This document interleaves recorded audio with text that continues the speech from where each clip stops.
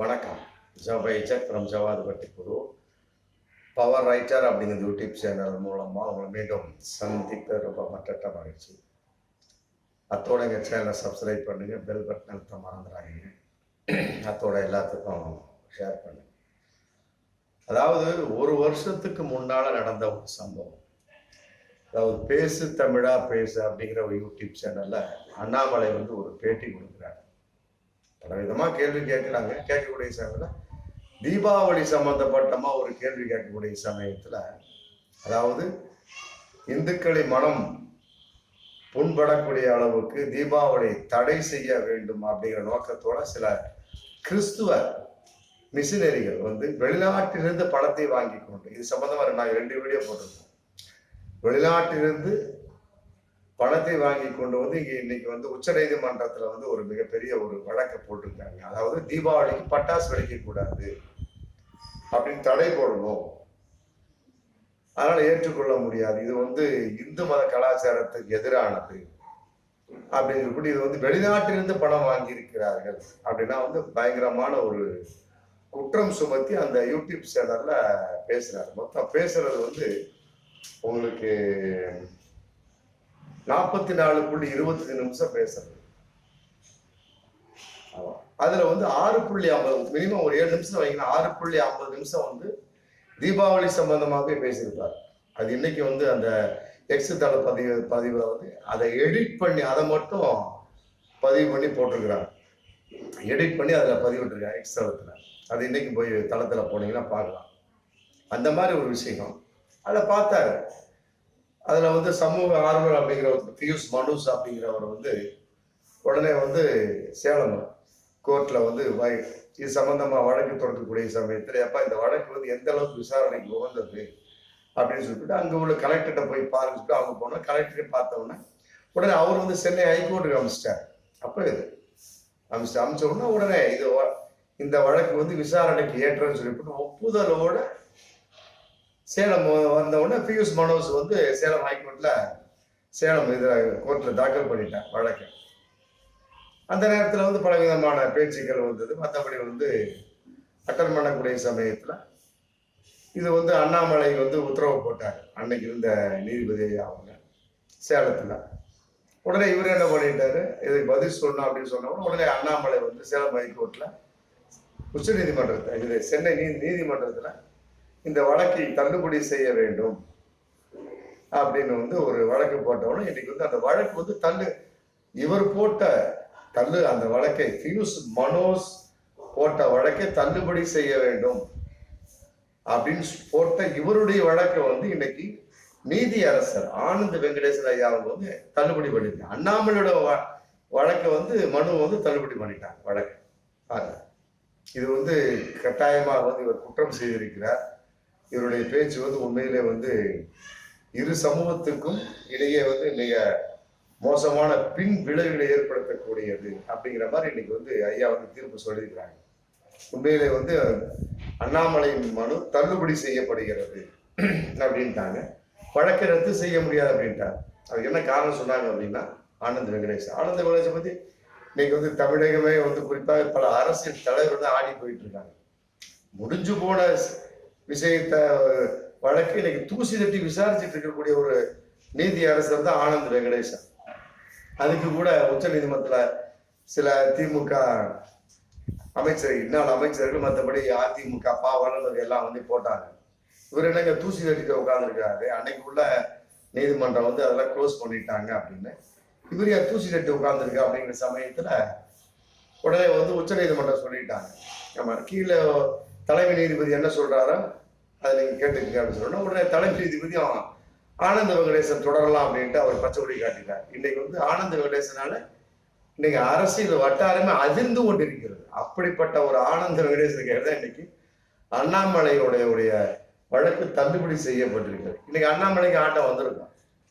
ஆமா, அந்த ஐயா நீதி அரசர் இன்னைக்கு விளக்கமா ஒரு தீர்ப்பு சொல்லியிருக்கிறாங்க. என்ன சொல்லியிருக்க உத்தரவு பிறப்பிச்சிருக்காங்க. என்ன சொல்லியிருக்காங்க அப்படின்னா, அண்ணாமலையோட பேச்சுல கட்டாயமாக வெறுப்பு அடங்கி இருக்கு. உண்மையிலே அது ஆய்வுக்கு உட்பட்ட விஷயம் அப்படின்ட்டாங்க. 100 பேர் முன்னால பேசுறதுக்கும் சமூக வலைத்தள பேசுறதுக்கும் ஒரு வித்தியாசம் இருக்கு. இவர் இந்த மாதிரி பேசியிருக்கிறாரு.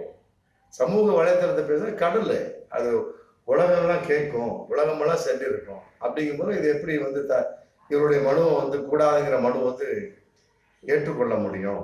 அதே நேரத்தில் ஹிட்லருடைய பேச்சு வந்து மக்கள் படுகொலையில் முடிந்தது என்பது வரலாறு. அப்படி இவருடைய பேச்சு ஏன் வந்து இரு சமூகத்துக்கு ஒரு மிகப்பெரிய ஒரு பிரச்சனை ஏற்படுத்தாது அப்படின்னு ரொம்ப பகிரங்கமா சொல்லியிருக்கிறாங்க.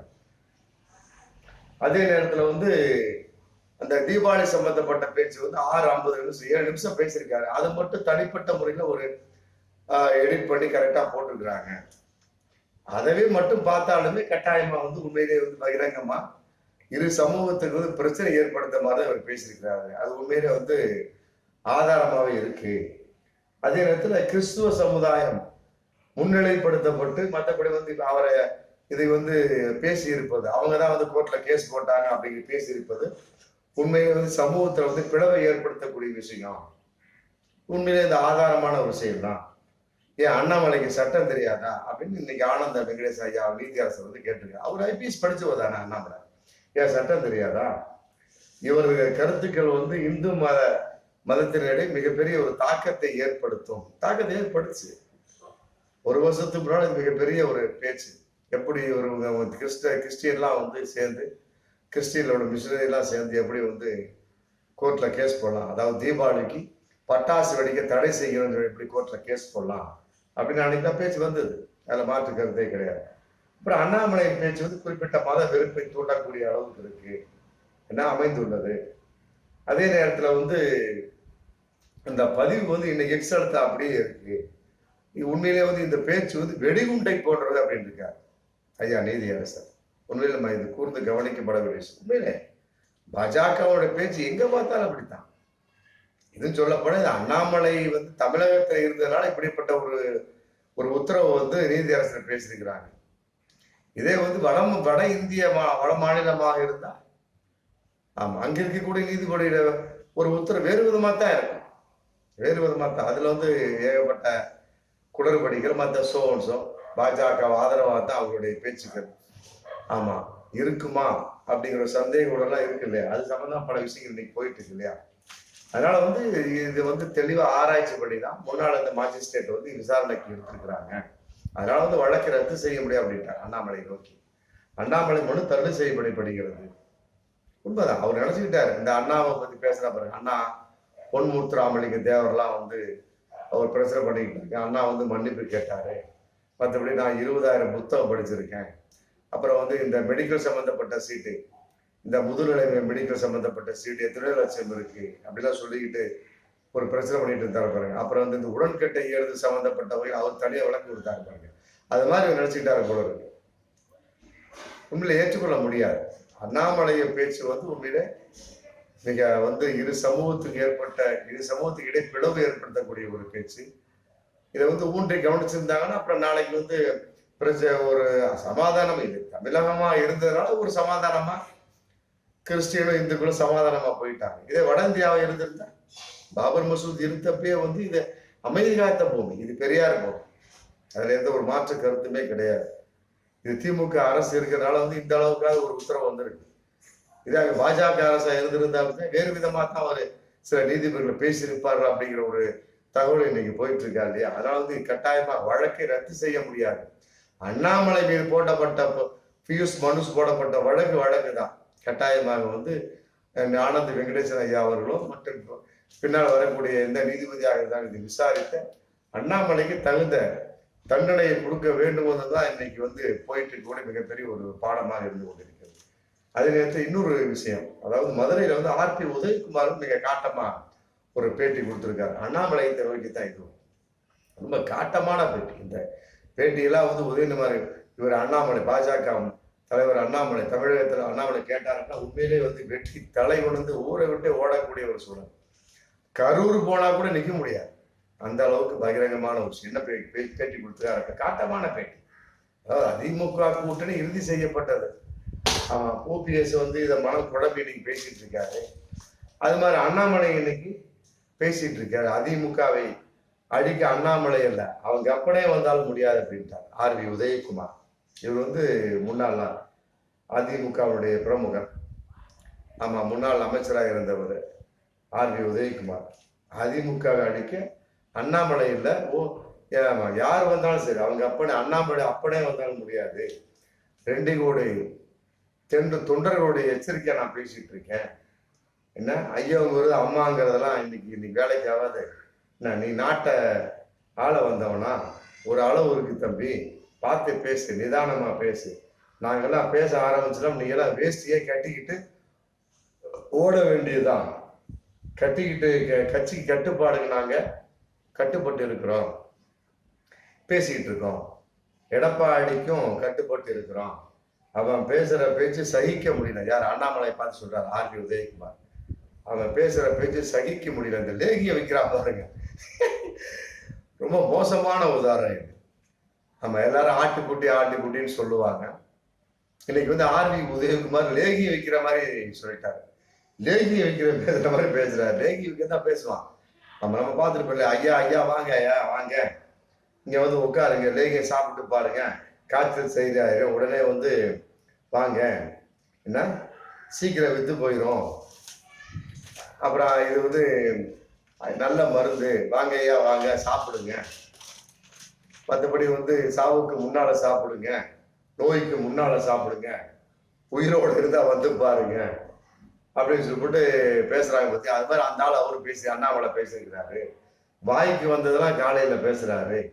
என்ன இந்த முட்டாள் பையனுக்கு எதுவுமே தெரியல அப்படின்ட்டார் ஆர்வி உதயகுமார்.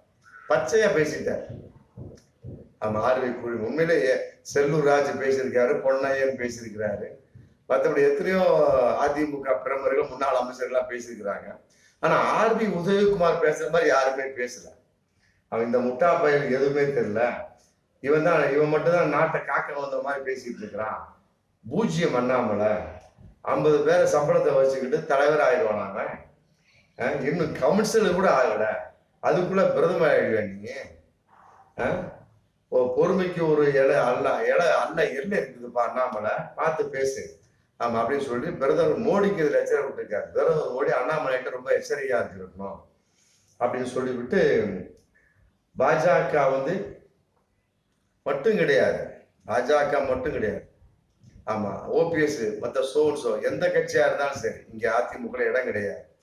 ஆமா, மற்றபடி பாஜகவை தவிர்த்து எந்த கட்சியாக இருந்தாலும் சரி, நாங்க வந்து சிவப்பு கம்பளம் விரித்து வரவேற்கின்றோம் சொல்லி போட்டு தன்னுடைய பேட்டியை முடிக்கிறார். உண்மையிலே ஆர்வி உதயகுமார் இதெல்லாம் கேட்டான்னு வச்சுக்கலாம். ஆமா, இது அண்ணாமலை தமிழக பாஜக அண்ணாமலை ஆர்வி உதயகுமார் இந்த பேச்சை கேட்டாலும் உண்மையை தலைதறிக்க அவர் குப்பரடித்து விழுந்து ஓடுவார் என்பதுதான் பகிரங்கமான உண்மை. ஆமா, கரூருக்கு போனா கூட அவருடைய பேச்சு துரத்தும் என்பது அதை விட பகிரங்கமான உண்மை. ஆமா, இன்னொரு விஷயத்தை நம்ம பார்க்கக்கூடிய சமயத்துல தேனி தனியார் பள்ளியில வந்து RN ரவி வந்து இன்னைக்கு பேசியிருக்காரு. அதாவது வந்து அங்க ஒரு விழா, தனியார் பள்ளி விழா, அதுக்கு சிறப்பு விருந்தினராக வந்து ஆளுநர் RN ரவி கூப்பிட்டுருக்காங்க. அங்க இருக்கக்கூடிய மாணவர்கள்லாம் கேள்வி கேட்பாங்க இல்லையா, கேள்வி கேட்பாங்க.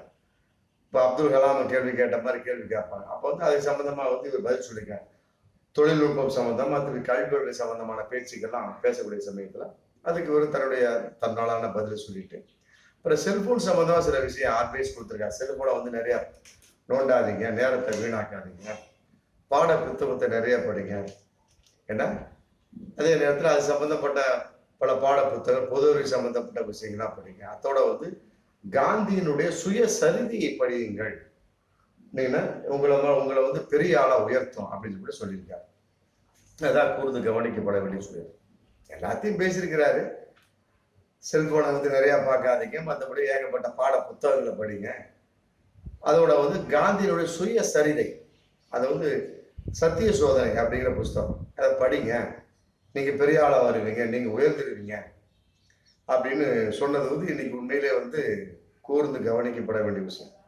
ஆமா, அவரா சொன்னார் நடக்காது அப்படின்னு ஒரு பாடல் இருப்பாங்க, TM சௌந்தரராஜன் பாடல். அது மாதிரி வந்து இவரா சொன்னார் காந்தியினுடைய சுயசரிதையை படியுங்கள் அப்படின்னு ரொம்ப நம்ம கேட்கக்கூடிய ஒரு சூழல். ஏன்னு கேட்டால் ஒரு வாரத்துக்கு முன்னால்தான் காந்தியை பத்தி அவதூறாக பேசிட்டார். காந்தி வந்து சுதந்திர போராட்டத்தை பங்கு ரொம்ப அவ்வளவா கிடையாது அப்படின்னு சொல்லிட்டு அவரை வந்து கொஞ்சம் தரக்குறைவாக பேசக்கூடிய ஒரு சூழலா இருந்தது. அப்புறம் வந்து நான் அப்படி பேசுறது கூட பல்ட்டி அடிச்சிட்டேன்.